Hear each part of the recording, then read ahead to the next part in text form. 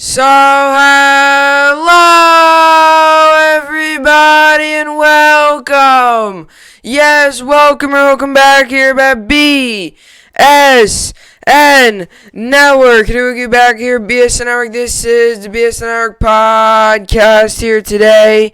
It is Monday, February 8th. Hope everyone's having a good day so far and a good rest of their day yesterday. It is, in fact, Monday, February 8th. We are a day after the Super Bowl yesterday. The Tampa Bay Buccaneers are your 2020-2021 NFL Super Bowl champions. Absolutely crushed the Chiefs from start to finish. Tampa Bay Buccaneers. It was all Buccaneers in yesterday's game. I wasn't expecting this. If the Buccaneers would to win, I would expect it to be close, but that was not the case. The Buccaneers dominated from literally the start to the finish. Got off to a quick 7-3 lead. They were quickly down 3-0, but then they scored 7-3 lead. Second quarter, they had 14 points. It was a 21-6 game. And then in the third quarter, again, they only added on to the damage and added another 10 points, while the Kansas City Chiefs could only put up 3. So it was 31-9.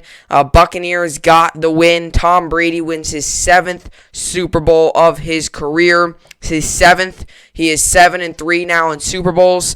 10 of them he's made it to in 20 years of his career. So half of the seasons he's played, he's been in the Super Bowl. He's 7-3 now in the Super Bowl. Wins his 7th title of his career. And the Buccaneers are your champions. It was it was the Super Bowl. So any Super Bowl is fun to watch. But I was hoping for a close game. You knew this game was really over at halftime when it was 21-6. You had a feeling the way the Chiefs were playing, the way that game was going, the penalties, the flags, just the undisciplined football the Chiefs were playing. They shot themselves in the foot. That's really the story of the game. The Chiefs hurt themselves in this game. You can't blame them. I get it. There was some bad calls by the refs. I'll admit to that. But I've always been a person in saying that you can never blame the game on the refs. The Chiefs shot themselves in the foot. In a couple really, really, really, really terrible calls. That not the ref calls, just like the neutral zone infraction. Lining up off sides when they were kicking the field goal. That can't happen if you're the Kansas City Chiefs. And, that did happen yesterday, and it was a big problem. So, the Buccaneers are your Super Bowl champions. These are the topics for today. We'll be recapping the Super Bowl games. Or the Super Bowl game, I should say. There was only one of them. We'll be recapping the game, talking all about it, give you kind of what happened, your overview, and then a little quick sneak peek, I guess, into the offseason and, as the NFL offseason now officially starts. A lot of teams would say right now this is when you kick off the next year. You start now looking at draft guys. The draft is officially set with all your teams, 1 through 32, now that the playoffs is done. So the 2020-2021 NFL season is complete. And the Buccaneers are your champions, so we'll recap the game, give you all the numbers, give you the stats. There's a couple of really big stats I want to read to you. A couple really, really, really crazy stats that happened in this game. Just goes to show you how dominant the Bucs defense was. The Bucs overall, but especially the Buccaneers defense. And I know there's a lot of people out there talking about Brady, Gronk, the offense. But I'll tell you what, this defense won the game for them. This was a dominant performance. First time in Patrick Mahomes' career, Patrick Mahomes' Chiefs career, his entire career, he did not score a touchdown in a game he started. Every game he has started, the Chiefs have at least scored one touchdown in every game he started. So it really is crazy. And that goes back to his rookie game. They scored a touchdown. So it really is crazy that this was a game they shut him down. We'll get into it. Recapping the Super Bowl. Then we got the second topic. Dodgers signed Trevor Bauer. We'll take a little sneak peek. That move happened on Friday. I was done with the podcast by then. I think I already uploaded it, and then it happened, so I had to wait the whole weekend to talk about it. I'm going to talk about it today, give you Dodgers sign Trevor Bauer, tell you how this move is really good for the Los Angeles Dodgers. I'm going to get into some of the Mets stuff because the Mets are really missing out on a very key player for that pitching rotation. I'll tell you why it's a very good move for the Dodgers and why this could very well propel the Dodgers to their second World Series in a row. I hope that's not the case. I obviously want the Yankees to win it all, but there's a very good chance, even if the Yankees make it, there's a very good chance the Dodgers could be there again. again. Huge move for the Dodgers, huge move in the MLB. And now all the big name free agents are off the board, so we'll get into that. And then to finish out, we got the college basketball, Kentucky, NBA, NHL, and then fantasy, and then your rest of your New York sports update. Fantasy, I won this week in both leagues. Basketball and hockey, I won. Dominated both leagues, won by a ton in both leagues. So 4-3 in fantasy basketball now, and 2-2 in fantasy hockey.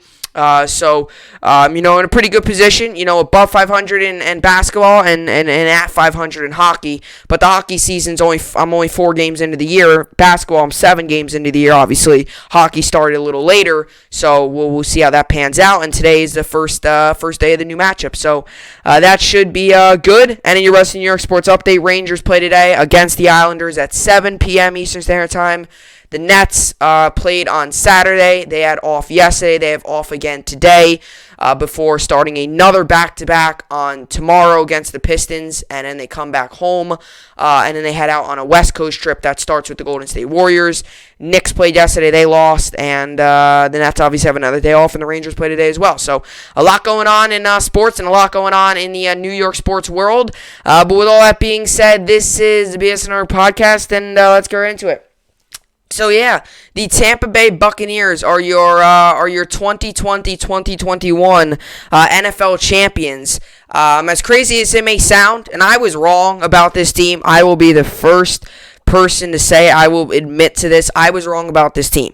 I just did not think this team would work. I just did not foresee this team going out there and dominating, considering Brady was coming off of one of his worst years since that really Patriots dynasty started.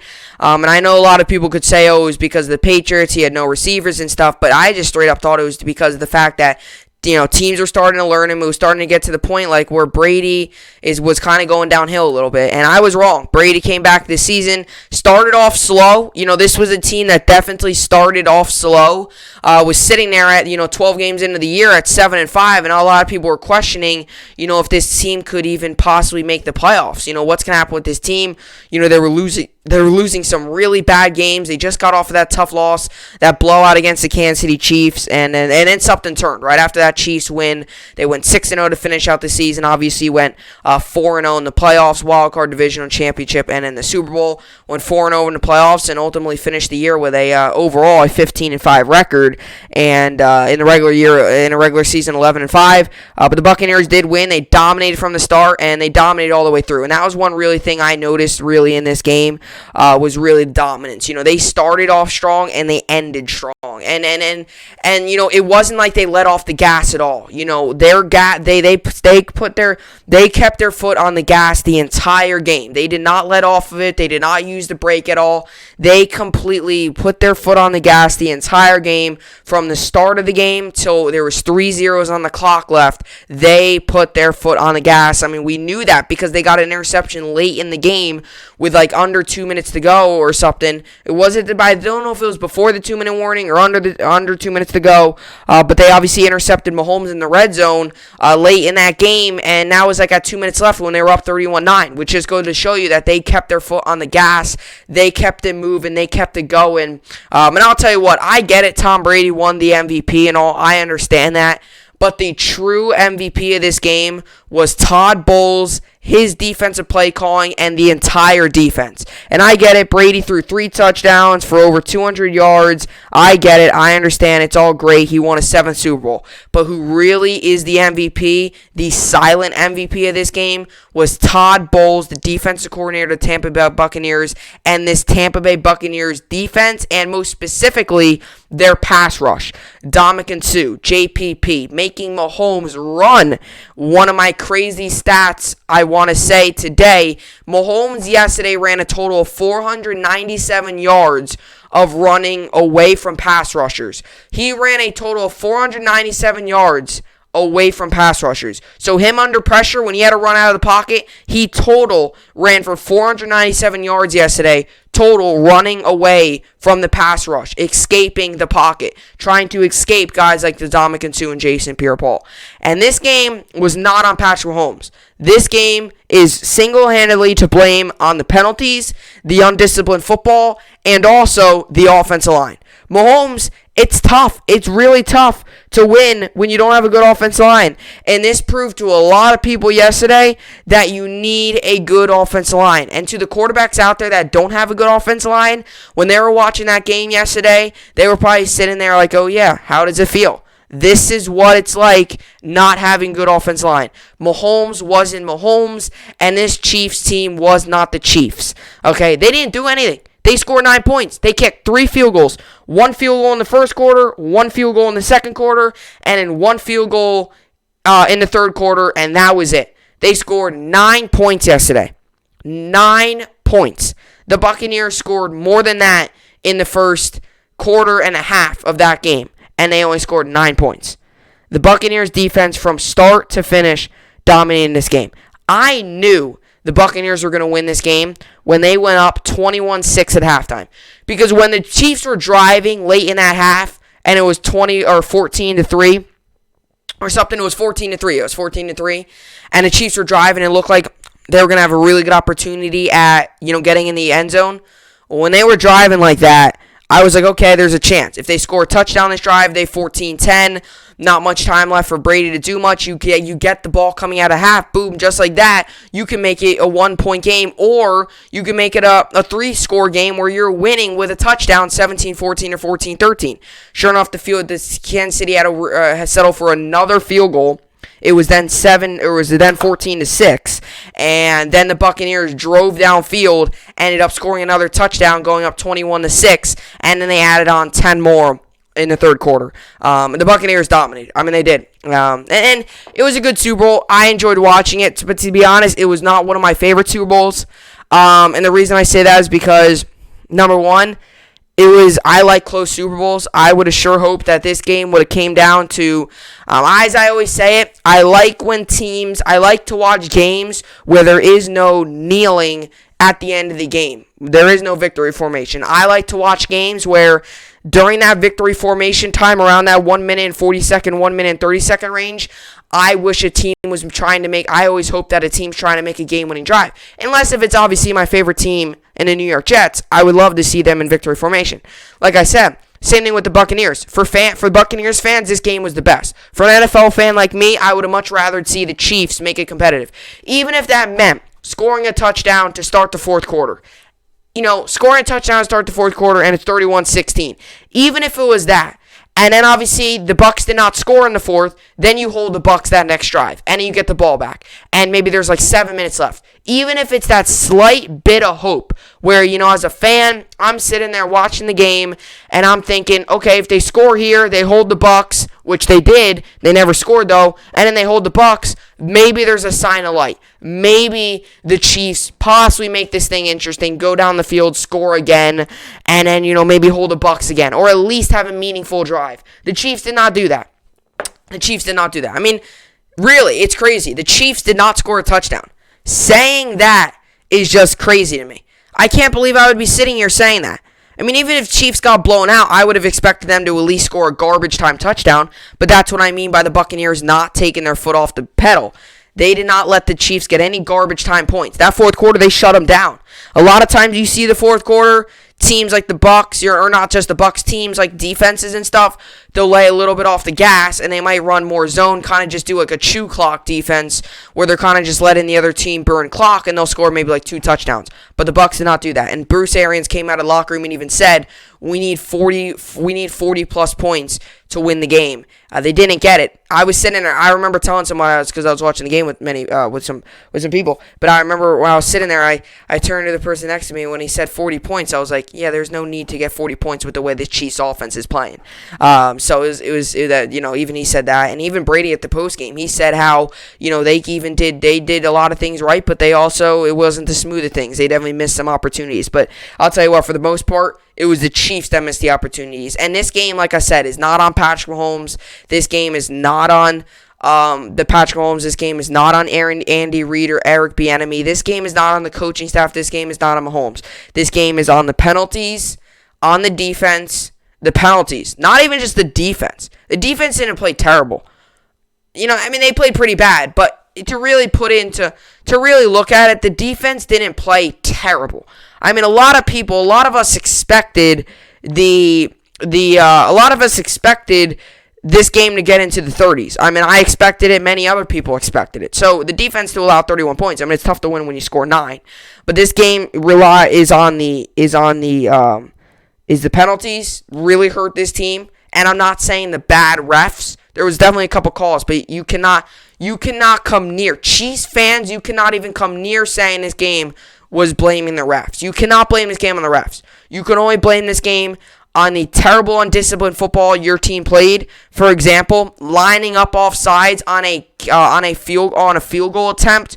You can't possibly do that. Lining up off sides on a field goal attempt is one of the worst things you could do. And then to go out there and let them score like that easily, was terrible. And then the same thing. This offensive line, terrible as well. There was no offensive line. Mahomes, every single play was under pressure, literally every single play. And when he wasn't, his receivers were dropping balls. I mean, Kelsey dropped a couple balls. He had five drops, and he still had 133 yards, but he didn't play that well. For the most part, they shut down Tyreek Hill. He only had 73 yards, which really wasn't that much, considering he went into the fourth quarter with only 2 catches for 13 yards. I said this on Friday. If the Buccaneers needed to win this game, they needed to shut down Tyreek Hill. They shut him down. The Buccaneers did everything right in this game. They shut down Tyreek Hill, and they spreaded the ball out. Guess who caught the first 2 touchdowns of the game? Rob Gronkowski. No one, I bet you no one, would have expected that. Godwin got a catch. Fournette got a catch. Brake got a couple catches. Right. This game, right, Mike Evans only had 1 catch. The big name receivers, Tyreek Hill, Mike Evans, they didn't have great games. But it was the other guys. I mean, if you would have told me that Gronkowski would have caught the first 2 touchdowns of the game, I would have thought you were crazy. And like I said on Friday, Buccaneers need to spread the ball around. They did. They won. They needed to stop Tyreek Hill. Guess what? They did. They won. And the Chiefs needed to get the ball in Tyreek Hill's hands. For the most part, they really didn't. I know on the stat line, I know on the stat sheet, it's going to say 73 yards, 10 targets. But most of those targets, 8 of those 10 targets really came that late in that fourth quarter, where you had a little bit more zone. For the most part, they kept their gas. For the most part, like I said, they kept the gas. They kept their foot on the gas. But there's still a moment in that game where they were definitely struggling, and the Chiefs just did not look like the Chiefs. I mean, it's so weird to think that the Chiefs didn't score a touchdown. The Chiefs did not look like the Chiefs, and Andy Reid even said in his postgame, it's tough that it happened. It had to happen yesterday. The undisciplined football. It really did. I mean, the Chiefs didn't even show up. They did not show up. They were no show. They kind of just they stayed in Kansas City, and some other product was out there on the field. That was not the Kansas City Chiefs we know and we have all talked about. That was not the Kansas City Chiefs team. And let me also talk about that terrible 20-yard punt. I mean, the Buccaneers starting offense, literally, their possession was literally, they were playing like the 40-yard line. Every drive, they were getting great field position. That's why I don't think you can so much blame it on the defense. It's more just the penalties that were on the defense. But the field position. I mean, the Buccaneers won the field position battle, won the time of possession, obviously won the game. The Bucs were the better football team. They were the better football team yesterday. Overall, this season, Chiefs were probably the better football team.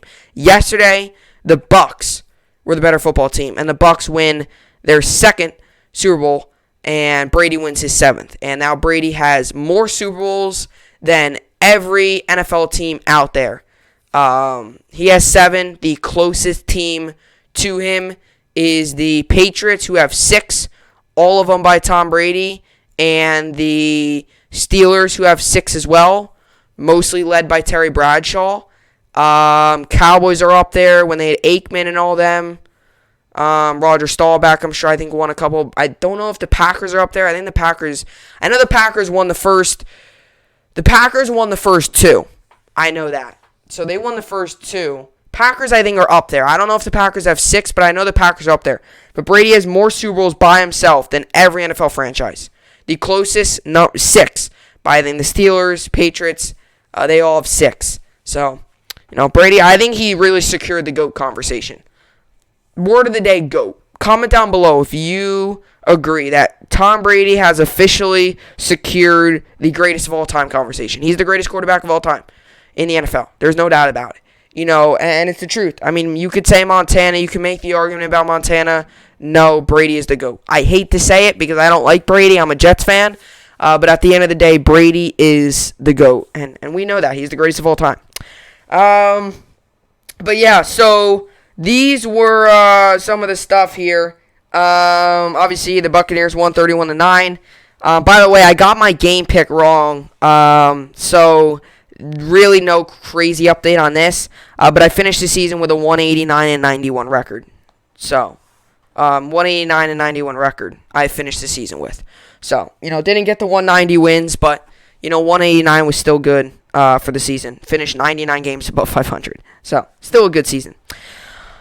But here we go. Let's look at some of the stats here. So, Mahomes, as crazy as it sounds, he actually threw for more yards than Brady. He threw for 69 more yards than Brady. I mean, he threw for 270. Brady threw for 201. So, Mahomes threw for more yards than Brady. Actually, his average per play was more than Brady. It was just everything else he did wrong. Was the sacks were higher and stuff like that. He even threw the ball more than Brady. It wasn't, Mahomes didn't do that bad. If you remove the 2 interceptions, this isn't a terrible game for Mahomes. I mean, it's 270 yards, no touchdowns, no pick. It's not terrible. I mean, it's not that good. For Mahomes, it's bad. But, if you tell me you throw 270 yards and maybe a touchdown, it's not terrible.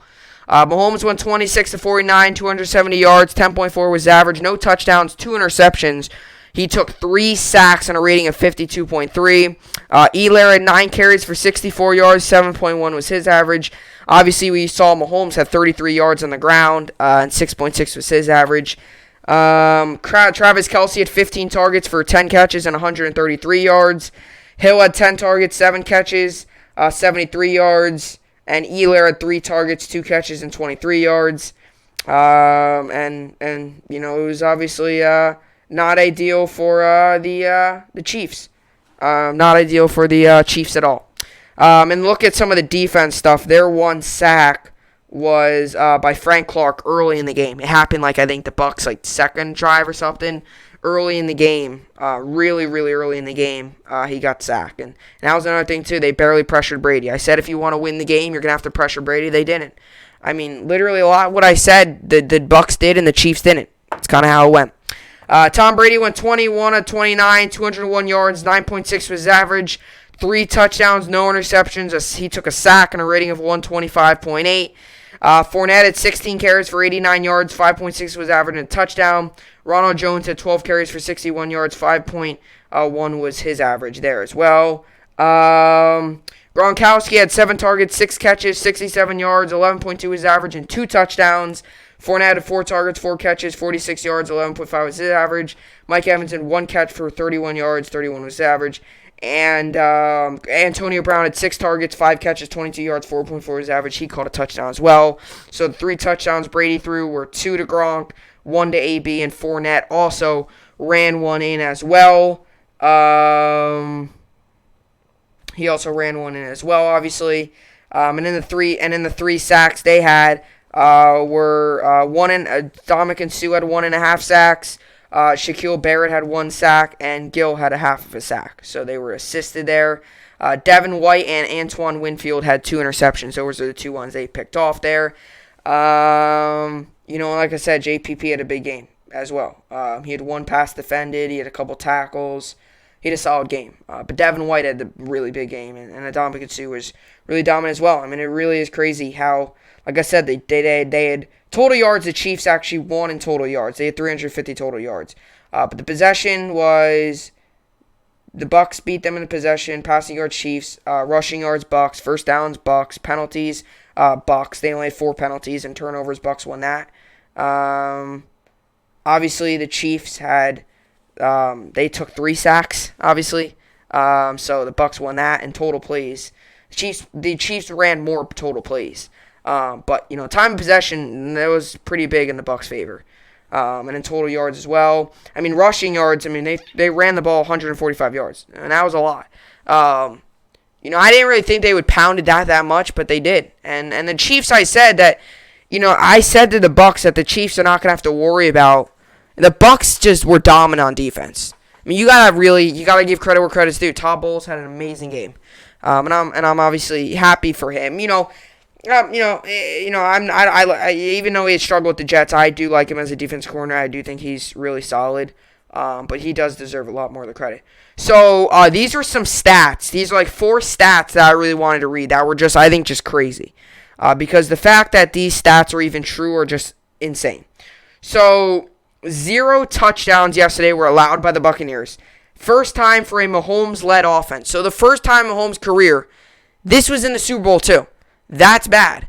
If this happened in a random Week 7 game or a Week 15 game where you already clinched the number 1 seed in the playoffs, that's okay. But this happened in the Super Bowl. This cannot happen.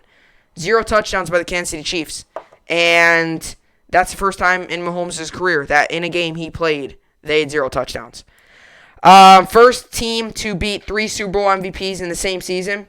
That is also true. Rodgers, Mahomes, and Breeze, all Super Bowl MVPs. Todd Bowles' defense shut them down all. Obviously, like I said, they intercepted Breeze that one game like 3 times. Rodgers, they made him look terrible. And Mahomes as well. I mean, they had him running all over the place. So that's another thing. Most quarterback pressures in Super Bowl history. 29 quarterback pressures by that Bucs defensive front. That is the most in Super Bowl history. That's almost 30 quarterback pressures. That means almost like 29 times he was getting pressured, which means he was running, guys were coming after him almost every play. I mean, literally almost every play. And then this stat's just amazing. 497 yards. Patrick Mahomes ran nearly 500 yards to avoid the Bucs pass rush in the Super Bowl, most by a QB all season. He ran 497 yards just running back and forth trying to avoid that Bucs pass rush. If that's not crazy, then I don't know what is. If that doesn't explain how the Chiefs played that game, then I don't know what was. That stat right there put the cherry on top that the Chiefs did not play a good game all around. 497 yards Mahomes had to run back and forth just avoiding defenders and then making a throw. That's another thing, too. Mahomes' receivers, the one was to a running back, but Mahomes' receivers didn't help him. There was a lot of drops. I mean, Kelsey had the one drop that would have been like a 20-yard game. It would have been a first down. Instead, it was a 3-and-out. Hill had a drop early. Actually, Hill had a drop early. I'm pretty sure he dropped a touchdown early. He had the one. He slid right through his hands. Darrell Williams had a drop. That was the play that was insane. Mahomes was running back and forth. Made the throw on like the side like this, and it hit his helmet. And then Pringle had a drop. I think it was Robinson. I think just couldn't get his hands up. It wasn't a great throw by Mahomes. That was a little high, but I definitely think Robinson, if he jumped earlier, he could have definitely, I think, hauled it in. Might have been tough to get the feet down, but there was like 4 or 5 pivotal drops. I mean, there was like 3 really easy touchdowns they had that they dropped. I mean, even Kelsey. I mean, that thing was that was bad. I mean, wide open, boom, right here. He just went right through his hands. I mean, it was odd. It was odd. The Chiefs didn't show up. Right through his hands. That is so odd for Travis Kelsey. And I get it. He still had 133 yards, and I mean, that's pretty good if you ask me. I get it. He still averaged 13 yards per catch. But at the same time, I mean, you can't be dropping those balls. I mean, that play, that's another thing, too. That's another 3-and-out. Then the Bucs, I'm pretty sure that was like their second or third possession. The Bucs went downfield and scored again. That cannot happen. You know, when you're struggling, you got to find a way to get some catches, some big gains, because that's what gets you back in the game. So, but the Bucs, their defense just called chaos. And for all the injuries that the Chiefs had up front, you know, it showed last night. You know, the offensive line injuries, they really did show last night. So, the Buccaneers are Super Bowl champions. So, I just want to take a look here. Let me get this up here. Let me just get this up here. So, let's just take a look here. Let's get that up here.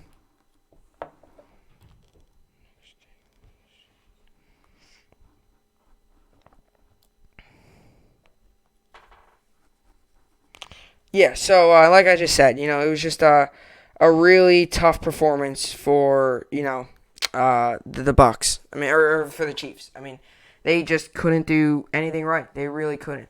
Their offensive line was just so bad. Their defense just couldn't really get much going. Really, I think the story, if I had to take away one thing before we get into my next segment, would to be just the story of this game, I would say, was just the fact that the Buccaneers just did everything right. The Buccaneers did everything right, and the Chiefs at times pretty much did almost everything wrong. I mean, It's he pretty much did everything wrong. The Chiefs did pretty much everything wrong, and the Bucks did pretty much everything right. And I know you can't be perfect, obviously, but the Chiefs are far from perfect, and the Bucks were the closest team to perfect, obviously. And we'll see what happens next season. But like I said before, I want to give you a quick sneak peek at next year's Super Bowl odds. I know this is so outrageous to even look at them, but this is next year's Super Bowl's odds. I know this is crazy because I'm obviously now my attention's kind of zoned near the offseason and I'm not really focused. I'm in a year from now. We'll be talking about next Super Bowl. Well, I'm not really focused on that. We haven't even hit offseason yet. So, but this is odds to win Super Bowl 56. This is next year. So these are the top 6 teams according to William Hill Sportsbook. The Chiefs have the best odds, then followed by the Buccaneers, then Packers, then Bills, then Rams, then Ravens, then Rams. That's William Hill. Then we have DraftKings put out. DraftKings is a little different according to the odds.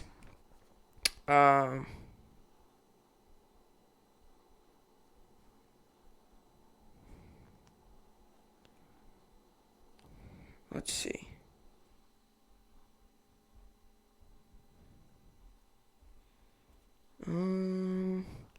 Let's see. I think the only thing with DraftKings that was different with their odds is they actually put, which I kind of disagree with, despite the Chiefs' loss, they're still the favorites. The Buccaneers had a very good run. I mean, they had a good team this season. They obviously won the Super Bowl. But these people out here saying this stuff that they're the next dynasty, I don't think that's true. You can't really say that.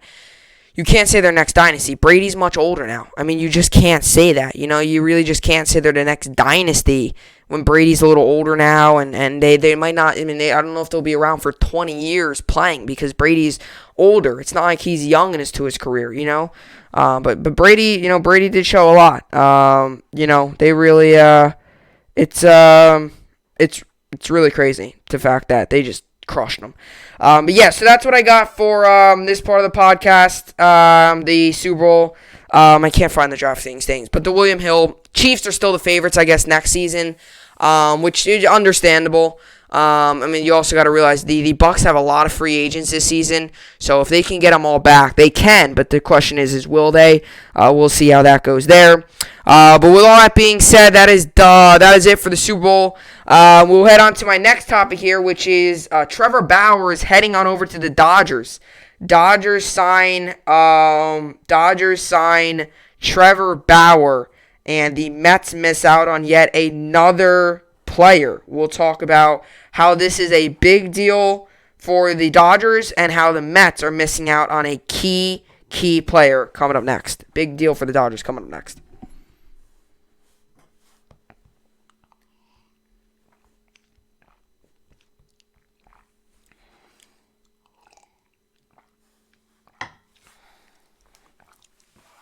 Alrighty, so Trevor Bauer, Dodgers, agree to contract amid Mets rumors. So yes, Trevor Bauer is heading on over to Los Angeles. This is a big deal, obviously. At the beginning of this all, free agents obviously were, a hot name out there. There's a lot of really, really, really big name free agents. You had Real Muto, you had George Springer. You had a ton of guys. Real Muto, George Springer. There's a ton of them. Obviously Bauer, there was a couple, really, really, really big free agents. Springer ended up Lindor wasn't a free agent, but he was a big trade top possibility, and he ended up getting traded. Real Muto ended up re-signing with the Phillies, like we all know. Springer, obviously, like we all know, ended up signing with the Blue Jays, and now Bauer goes ahead and signs with the Los Angeles Dodgers, which this is a big move for the Los Angeles Dodgers, and this does really make a huge impact on the NL West. And I would first off like to say this about the New York Mets. All those Mets fans out there that were recruiting Bauer all this time, saying, get Trevor Bauer, do this, do that, you better get him, we need him and all that. And now all of a sudden, now that he's on the Dodgers, saying, oh, we don't need him, we don't even need him, there was no need to get him, are just completely outrageous, okay? You can't sit here and tell me, this is just a little jealousy right now. You can't sit here and tell me that a couple weeks ago, you wanted Bauer on your team so badly, everything the Mets did, or let's say they posted something on some sort of social media or whatever, everyone was like, oh, get Trevor Bauer, get Trevor Bauer, Trevor Bauer, Trevor Bauer, Trevor Bauer, get Trevor Bauer now. Now, all of a sudden, he's not on your team, and everyone's attacking Trevor Bauer. Oh, he's not even that good. He stinks. He's this. He's that. No. Trevor Bauer is a good pitcher. And to those Mets fans out there who now are glad they didn't get Trevor Bauer, you could be glad, but don't sit here and tell me that you never wanted Trevor Bauer all along. Because I know there's many Mets fans out there that wanted Trevor Bauer really, really, really badly, and really felt like they were the best team fit for him and all that stuff, and now they don't get him, and now all of them are like, oh, we don't even need him anyway. And yes, you do. Trevor Bauer, the Mets needed him, and it's the truth. The Mets, going into this offseason, everyone was saying, oh, the Mets are going to get this guy, they're going to get this guy, they're going to get this guy. The Mets got two guys, James McCann and Francisco Lindor. Those were the only, Lindor was really the only main big name. And the Mets went into this offseason, we're going to get Real Muto, we're going to get Springer, we're going to get Bauer, we might even swoop up DJ LeMahieu. We're going to get all these guys, and we're going to get all these players. We're going to be the super team. We're going to have the best World Series odds. We're going to win it all this year. Steve Cohen's going to bring the New York Mets back to what we were 7,000 years ago, because the Mets have not been good for years. The Mets have not been good for decades. The last time the Mets were good were back in the 60s along with the New York Jets, okay? So that's everyone's saying, right? Oh, he's going to bring us back to being the Mets. The Mets are going to do this. The Mets are going to do that.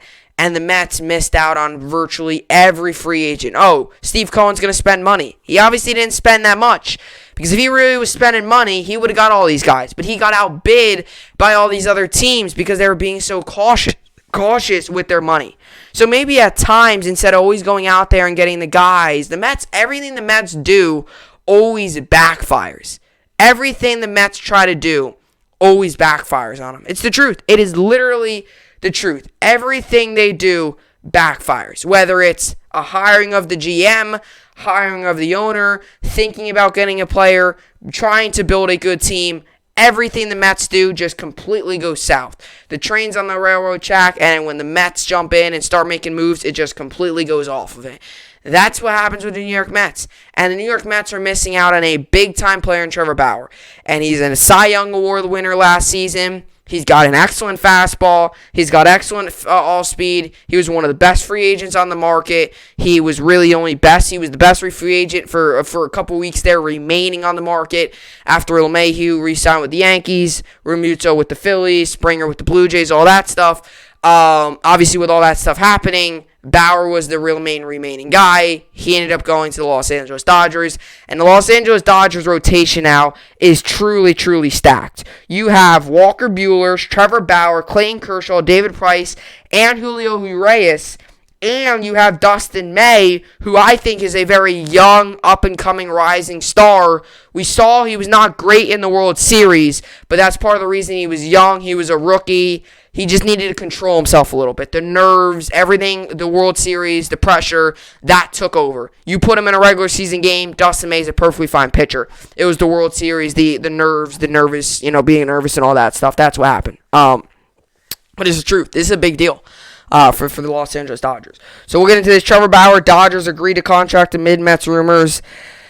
The Los Angeles Dodgers hit another home run by reportedly landing the top pitcher in free agency, agreeing to a deal with Trevor Bauer, according to MLB Network's John Heyman. Bauer confirmed the news on YouTube. He sent the video out. MLB Network's Mark Feinsand reported the details. So Trevor Bauer gets $102 million for 3 years from Dodgers per source. His opt-outs after each of the first 2 years: $40 million in 2021, $45 million in 2022. He'll be the highest paid player in MLB history in 2021, then again in 2022.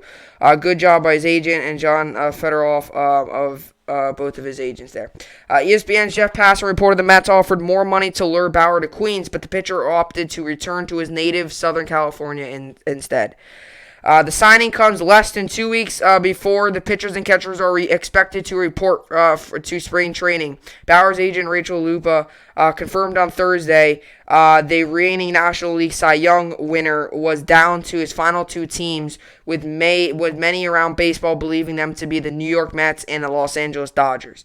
1 year after posting a 1.73 ERA and a 0.795 whip with 100 strikeouts in 73 innings, the righty becomes one of the highest paid starters in baseball. The NL West has been a two-team arms race between the Dodgers and San Diego Padres all offseason. The Dodgers just unquestionably took the lead. Bauer not only joins the reigning World Series champions, but also helps establish arguably the best starting rotation in baseball alongside Clayton Kershaw, Walker Buehler, David Price, and Julio Urias. To say nothing of top prospects Dustin May and Tony Gonsolin. Kershaw, Price, and Bauer have already combined for 5 Cy Young awards. That should give Los Angeles a boost when it comes to matching against the Padres rotation of Yu Darvish, Blake Snell, Danielson Lamet, Chris Paddock, Joe Musgrove, and Mike Clevenger. The Dodgers were already expected to enter the 2020 season with the highest payroll in MLB at $194.8 million. Bauer's deal will only add on to that total. But the signing also keeps Bauer out of the hands of the league rival in the Mets, who head back to their drawing board as they look to fill out their rotation.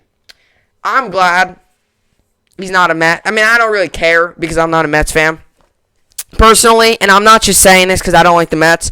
But personally, if I was Trevor Bauer, I would rather play for the Los Angeles Dodgers, and I don't blame him for taking this deal for a couple reasons. Number one, okay, this is a guy who is from California, right? From Southern California. So it only makes sense for him to get a lot of money and go back to his hometown. Number two, who is more likely to win a World Series this year? I would much rather go to a contender in the Los Angeles Dodgers than go to a team in the New York Mets that really very well could miss the playoffs again. Number three, it was a World Series winning team last season. Okay, the Mets didn't even come close. So I would have much rather went to the Dodgers, and I think Bauer made a smart decision. And like I said, I know there's a lot of Mets fans out there really angry, really upset, and I would be the same. I would be upset. I mean, I would just deal with it. I mean, if he didn't sign with my team, I would have to just deal with it. I mean, I've had to deal with a lot with the New York Yankees making terrible trades, and I deal with it. I mean, the Lindor stuff, the LeMahieu, we signed him back, but it took a long time. He was definitely made things interesting. I mean, the Yankees have had a couple guys that have been let go throughout the years that I disagree with, and I just let it go. But the Mets fans are a little different. The Mets fans are a little different. It's very, very odd to see how they're always, it's just they hate him now. It's just they dislike Trevor Bauer. This is a good move for the Dodgers, and the Dodgers, and it's going to be fun to watch the Dodgers and the Padres to really put into that. To get away from the Mets side of things, it's going to be a lot of fun to watch the Dodgers and the Padres, to be against each other. I mean, you look at it. I'm going to look at it. I have this thing here. I have this, let's see here. I have this thing where top 5 pitching rotations. Atlanta Braves, Washington Nationals, although the Braves might be lower now because they gave up, or the Braves actually might be higher. They can move, but or the Indians actually. Braves, Nationals, and then I put the Indians. Indians are probably a little lower because they gave up Carrasco. But now I had the Dodgers and the Padres, and that's going to be fun. I mean, that NL West is going to be fun. And I'll tell you what, they're going to dominate that NL West. Especially now that Arenado is out of, here it is. So I had the Indians, Padres, the Padres consist of Yu Darvish, Blake Snell, Danielson Lamet, Chris Paddock, and Adrian Morgan. And then the Dodgers now consist of Clayton Kershaw, Walker Buehler, Julio Urias, David Price, Trevor Bauer, Dustin May, and then also Tony Gonsolin, who are 2 young players. And Braves obviously are up there as well. But it's going to be fun. It would be even more fun if the Rockies were smart and kept Nolan Arenado. I mean, that would be so fun. If you're in October in a playoff game and Arenado steps up to the plate against Bauer. That would be so much fun. That would be so much fun to see. But that's going to be a very fun division. I'm mainly on the AL East, obviously being a Yankees fan and stuff. Since I'm a Yankees fan and stuff, I'm usually on the NL East. or AL East stuff, I usually AL East I usually focus on the most because that's the division the Yankees are in. But I'll tell you what, I'm gonna have an odd feeling if the Yankees aren't on one night, or if the game comes on before the Yankees or whatever. I have a feeling I'm gonna be wanting to watch a lot of Dodgers and Padres games. Dodgers and Padres, they're going to be fun games to watch because you got Fernando Tatis, you got Bauer now. I mean, that's another thing. Like, the energy between those two teams is going to be so much fun. I mean, Tatis, he's a high-energy guy. He loves the game. Bauer, high-energy guy, loves the game. It's going to be so much fun to watch. That division is going to just go, it's going to be so back and forth. It's going to be like, up, Dodgers are first place, up. No, now the Padres are up, Dodgers, up, Padres, Dodgers, Padres.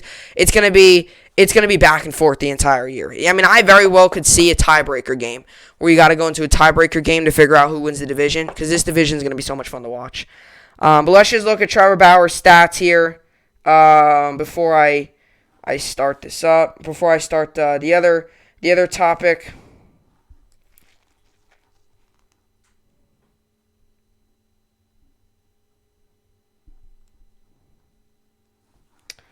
Let's see here. So, stats. Boom. Here we go. So,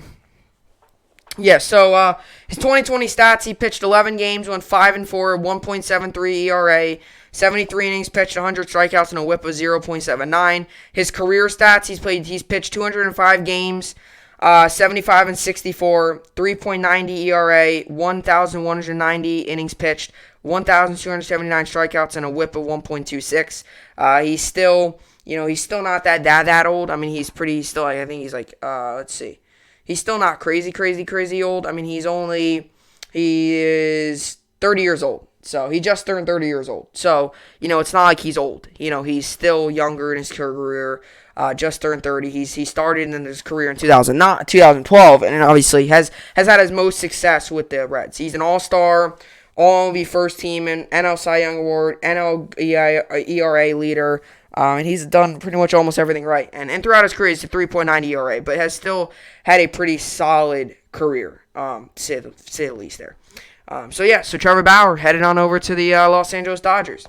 So that's what I got for that. Now I move on here to the next topic, which is actually the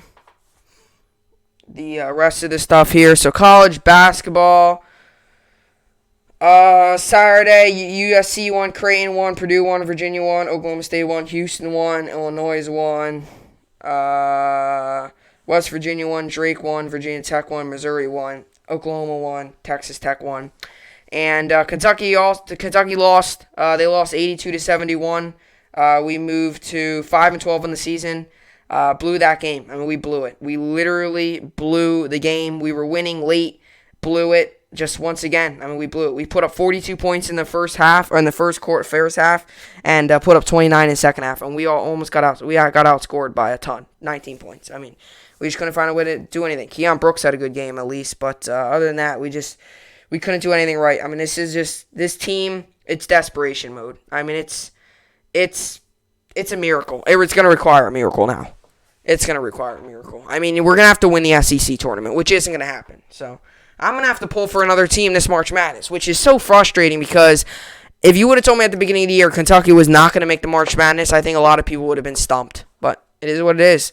I'm just trying to think, I don't even know what's gone wrong with this team. We're just not working together. We really aren't. We're just not playing well. I mean, it might sound like I'm speaking the obvious and stuff, but I mean, I sit there and watch those games, and I don't even know what to say. I mean, we're just not clicking. I mean, we're not making shots. We're not rebounding. We're not clicking.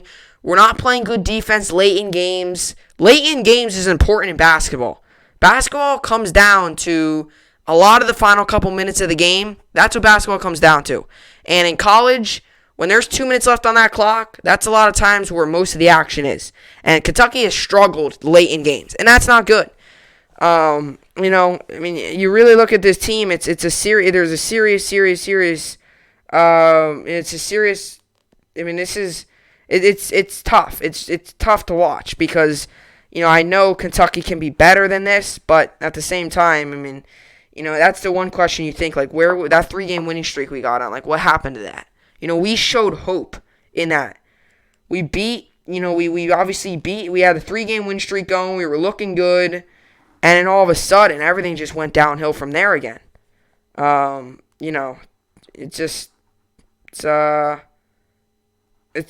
to be interesting to see how this unfolds. All I could say is Kentucky's got to find a way to get back onto the right track, because there's obviously this team is not playing that. This team's not playing well. We got to figure out a way to turn this thing around. But yeah, so that's what I got for Kentucky there. Yesterday, Valparaiso won, Indiana won, and Villanova won. And today, Kansas, Oklahoma State give Kansas the win. Ohio State, Maryland give Ohio State the win. And Gonzaga, BYU give Gonzaga the win. Let's go to the NBA. On Saturday, the Lakers won, Pelicans won, Mavericks won, Spurs won, Hawks won, Bucks won, Thunder won, Bulls won, Kings won, Knicks won. 76ers won as well. Nets just couldn't do anything either. Yesterday, the Kings won, Suns won, Hornets won, Heat won, Jazz won. And today, we got a good amount of games on. Rockets, Hornets give Rockets the win. Raptors, Grizzlies give Raptors the win. Bulls, Wizards give Bulls the win. Mavericks, Timberwolves give Mavericks the win. Spurs, Warriors give Spurs the win. Suns, Cavs give Suns the win. Bucks, Nuggets give Bucks the win. And Lakers, Thunder give Lakers the win. And as for the NHL, on Saturday, the Flames won, Ducks won, Maple Leafs won, Islanders won, Coyotes won, Canadians won. Yesterday, the Hurricanes won, Blackhawks won, Red Wings won, Golden Knights won, and Flyers won. And today, we got the Canucks, Maple Leafs give Maple Leafs the win. Hurricanes, Blue Jackets give Hurricanes the win. Oilers, Senators give Oilers the win. Blues, Coyotes give Blues the win. And Lightning, Predators give Lightning the win. Rangers also play today. Rangers coming in this game 4-4-2. Islanders coming in this game 4-4-2. Obviously, Rangers 4-4-2. Looking pretty good. This game's on at today, 7 p.m. Eastern Standard Time on MSG. I'll give the Rangers a win. We've been playing really well. It's going to be interesting to see what we do with our goaltending. Do we go with the guy, Igor Shesterkin, who's been really good, or do we go with a guy in Alexander Georgiev, who has been dominant against the Islanders almost every single game he plays? So we'll see what we do there. And as for fantasy, and we'll wrap up the podcast. As for fantasy, I won in fantasy basketball. I won 1,610 to 1,268. So I moved to 4-3 on the season. This week, today, I got Bradley Beal, Anthony Davis, Jonas Valanciunas, Victor Oladipo, Pascal Siakam, Kyle Lowry, and Fred VanVleet playing. And the injury report, Kyrie Irving, day-to-day. Irving finger is considered day-to-day, and Coach Steve Nash expects him to play Tuesday at Detroit. Kristen Winfield of the New York Daily News reports. And as for Anthony Davis, Davis' leg is expected to sit out Monday's game against the Thunder. Dave McMahon of ESPN.com reports. So we'll see what happens there. And as for hockey, I won in hockey. I won 120 to 57. So really won there. I moved to 2-2 on the season. Today I got Mika Zibanejad, Steven Stamkos, Artemi Panarin, Braden Point, Braden Sheen, Brock Beausire, Ryan Ellis, Adam Larson, and Semyon Varlamov at goalie. So that's what I got there. Panarin obviously is playing really well for the Rangers and for fantasy. For both, actually. When he plays well for the Rangers, he's also going to play for fantasy as well. So that's what I got for the podcast here today. Another good podcast as well. So it was a good. With all that being said, that will do it for the podcast here today. I will see you all back here tomorrow. Hope you enjoyed it, and thanks for watching.